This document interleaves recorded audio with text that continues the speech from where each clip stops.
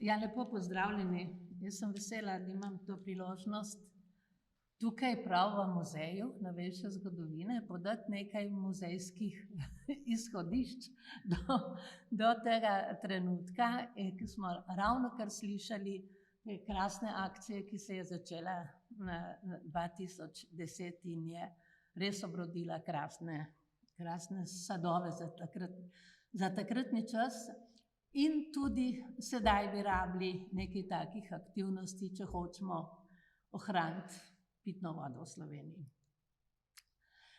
Kako smo v bistvu in na osnovi česa smo začeli graditi pri mladih eno vsebino, en interes, seveda smo mogli malo pogledati naokoli po svetu in nenazadnje tudi do nas so prišle zahteve v Sloveniji, da nekaj naredimo na področju okolja. In prav ta Stockholmska konferenca 72. leta, ki je bila prelomna, ker so postavili okolje kot izhodišče, da je, če hočemo nadaljevati z razvojem na tem planetu, je nujno potrebno upoštevati v prvi vrsti okolje. Takrat so se pogovarjali predvsem razviti med seboj in razmišljali, da je potrebno vključiti tudi dežele v razvoju in nerazvite, zato da bo prišlo dejansko do izraza vsa ta vsebina, ki se je kopičila onesnaženja na tem planetu. Takrat se je tudi v bistvu rodila, no, če grem še malo nazaj.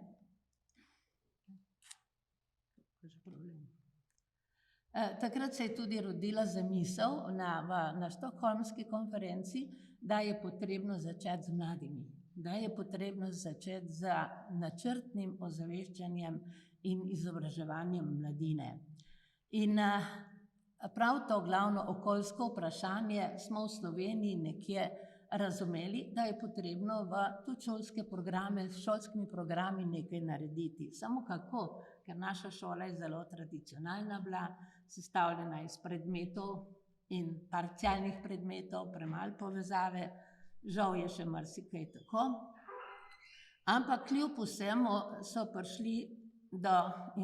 prišli do idej, da je treba vgraditi vsaj vsebine v posamezne programe. Ena najstarejših organizacij, ki se je začela tudi razmišljati, kako delati z mladimi, je bila Zveza društev za varstvo okolja. In tam sem jaz srečala zdajšnjega mojega sopotnika, ki se velikokrat srečamo, to je, takrat sva se že srečala v 70. letih, torej z doktorjem Dušanom Plutom. Tokrat ni on na sliki in nekdo drug, on je bolj na koncu. In sicer mene je kot mlado profesorico spodbudil še posebej, čeprav sem živela v takem okolju, en znan prvi naravovarstvenik, ki je bil poln znanja in humorja istočasno. To je bil doktor France Habe. On je bil zelo znan speleolog, krasoslovec in je prvi začel predavati in spodbujati k razmišljanju in nenazadnje tudi očiščevanju kraških jam. Ker v jame so ljudje metali vse živo. In on je splezal in vidimo, da je tam vleče eno svinjarijo iz jame, izplezal v jame, poslikal in potem predaval po okoliških vaseh v občini Postojna in tudi širše. No in prav on, ki je doživel tudi lepo starost, me je spodbudil, da smo ustanovili Društvo za varstvo okolja, ki je pač bilo sestavni del Zveze društev za varstvo okolja Slovenije. Miklošičevi so imeli najprej svoj sedež in tam sva se srečevala z doktor Plutom. To so res že lepa leta nazaj. No, skratka, v Postojni smo pa z mladimi, s to podbudo, delovali na ta način, da so mladi začeli raziskovati, spoznavati naravo, spoznavati odpadke, ki so v naravi, spoznavati, kaj se dogaja v jamah res.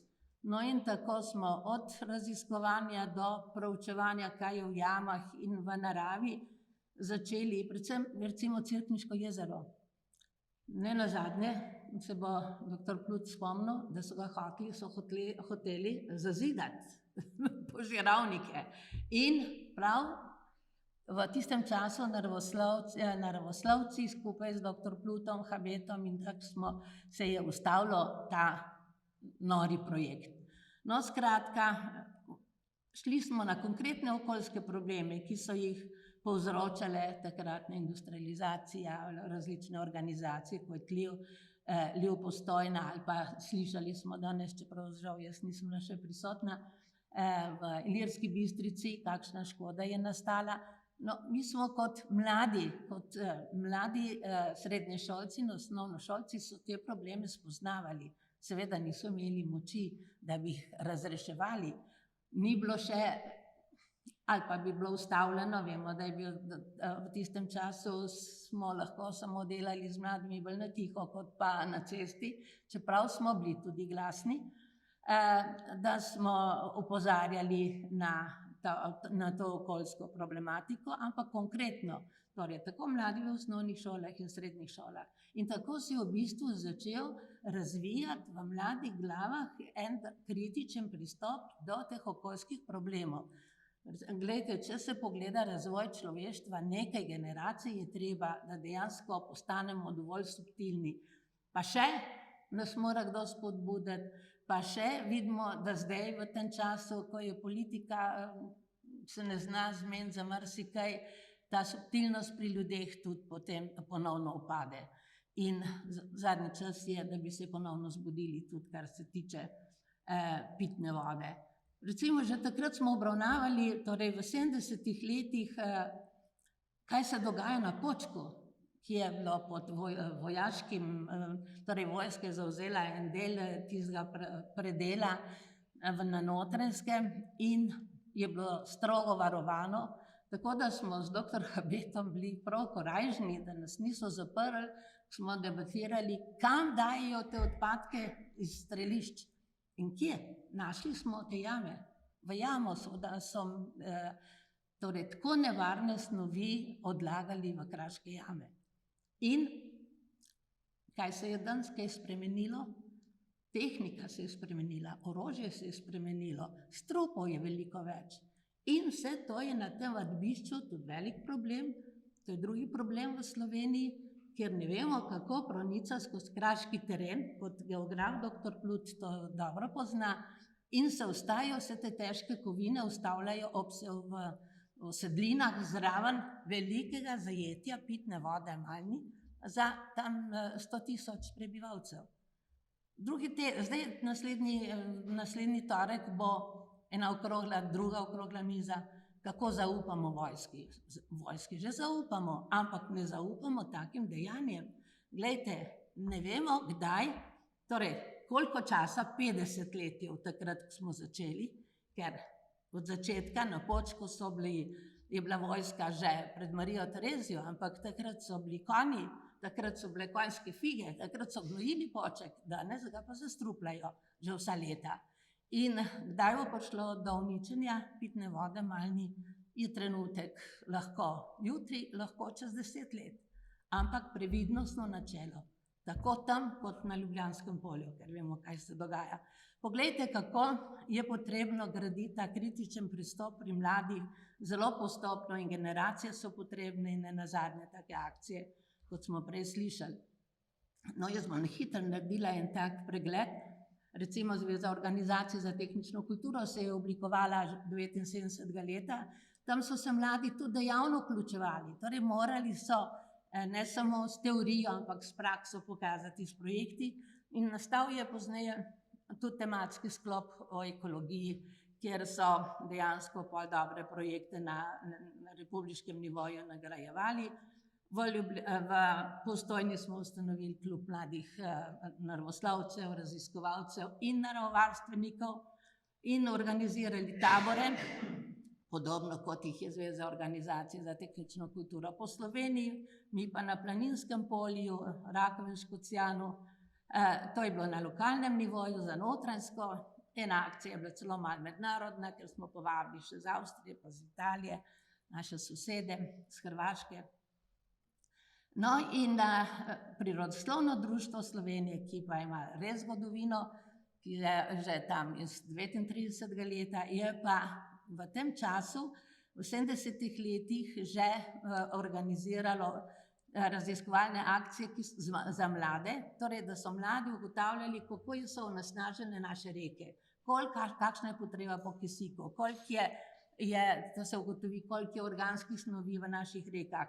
In po šolah, predvsem srednje šole so bile vključene v Sloveniji, smo z vodo začeli, ugotovili, kako so že takrat bile v saprobni stopnji zelo onesnažene, tudi reka Pivka, mi smo delali kot z reko Pivko. In torej vidite, tukaj mladi, tako so se mladi v bistvu gradili.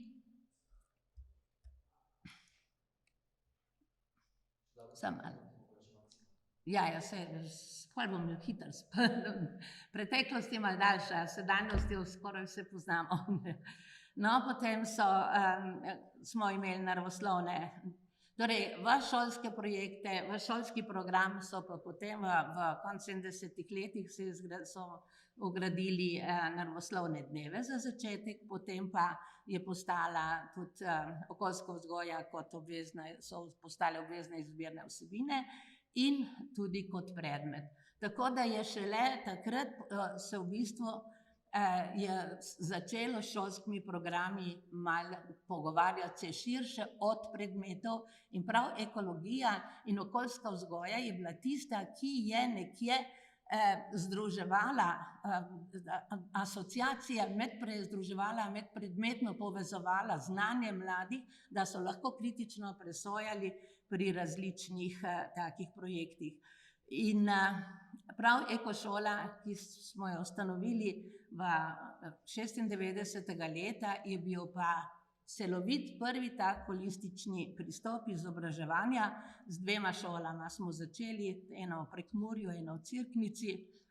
In seveda smo porabili tiste teme, ki so bile splošne za Slovenijo znane, s teorijo, s projekti pa v bistvu konkretizirali, kot je recimo ravnanje z odpadki, kjer so otroci po šolah najprej naredili ločene posode za zbiranje odpadkov, za steklo, papir in plastiko.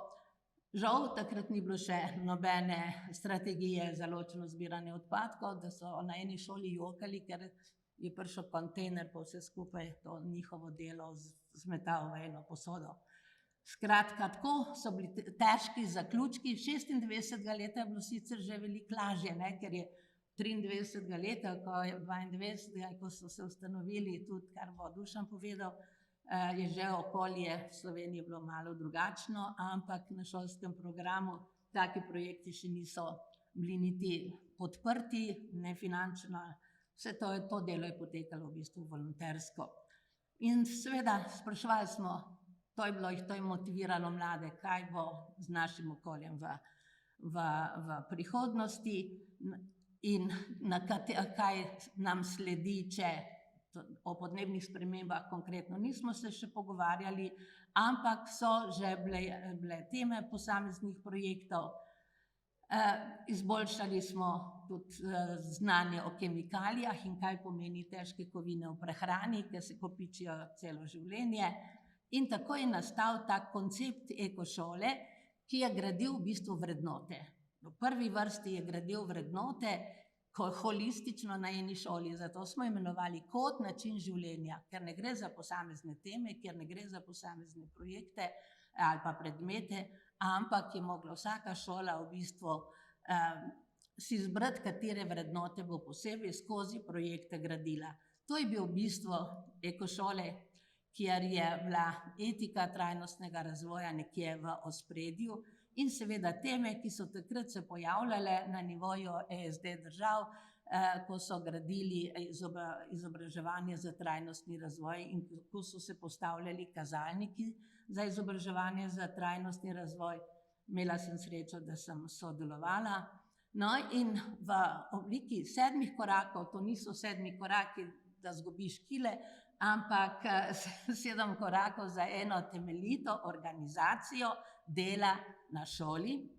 Tako da nazadnje je bil podpis listine, ko je na ta podpis listine je bil za kraj dogodek.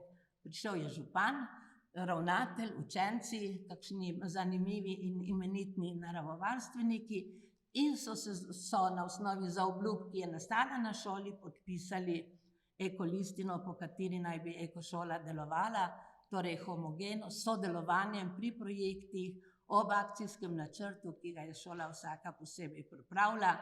Veliko je bilo dogovarjanja, tudi kako bodo kakšne projekte speljali, ne, na to smo se in so prišle ideje, kako kartonasto embalažo treba zložiti, ne dati v odpadke, pa da so odpadki takoj, recimo posode za odpadke takoj polne. In tiste šole, ki so bile pridne, so na koncu 7 korakov vsako leto prejele zeleno zastavo in jo še danes prejmejo, se je projekt prijel in teče. In seveda mi smo povabili potem tisti, ki so ves čas sodelovali v ekošolah, v programskem svetu je bil doktor Plut prisoten in je s svojim znanjem dajal usmeritve in nazadnje tudi podeljeval zeleno zastavo. Tokrat županu posamezne občine in seveda ravnatelji, učitelji in učenci so bili zraven. Torej dogodek, mi smo mogli motivirati to slovensko javnost, da je bil dogodek in v vsakem kraju, ko je bila podelitev, je bil res dogodek za kraj. Žal ti dogodki v začetku niso bili nikjer v medijih, za medije še niso bili zanimivi. Vidite, tako pa gre, čeprav smo se trudili, ampak ni bilo še to zanimivo, kot se, hvala Bogu, zadeve spreminjajo. Vedeli smo, da je pomembno, da se tudi s politiko povežemo, da bo potrdila naše prizadevanje, sem na koncu. No in v enem času sta bila ministra za šolstvo in minister za okolje, ker sta tudi sodelovala pri podelitvi zastav. In na ta način smo nekje zgradili ta humus in v mladih glavah, da so se rodili tudi taki projekti in zbudili mladi za okoljsko pravičnost. Tudi Greta Thunberg, ki je v bistvu proizvod tega, kajti ekošole so se razširile po Evropi, takrat jih je bilo vključenih skoraj vse evropske države in prav Švedska je bila zelo, zelo aktivna na tem področju in to je proizvod, glejte, in proizvod mladi za podnebno pravičnost so nekje rezultat tega celotnega dela, ki je po kapljicah se gradil zadnjih 50 let. In mislim, da ponovno je nujno potrebno, tukaj pa prav pozivam tudi vse tiste, ki boste aktivni in tudi v politiki, da se zaščiti slovensko pitno vodo. Tako pod Počkom, tako v Ljubljanskem polju in še drugje v Sloveniji, če ne bomo svoje pitne vode, zaščitili svoje pitne vode, da jo bomo v plastenkah prodajali, kupovali v drugih državah, takrat nam bo pa res trda predla. Hvala lepa.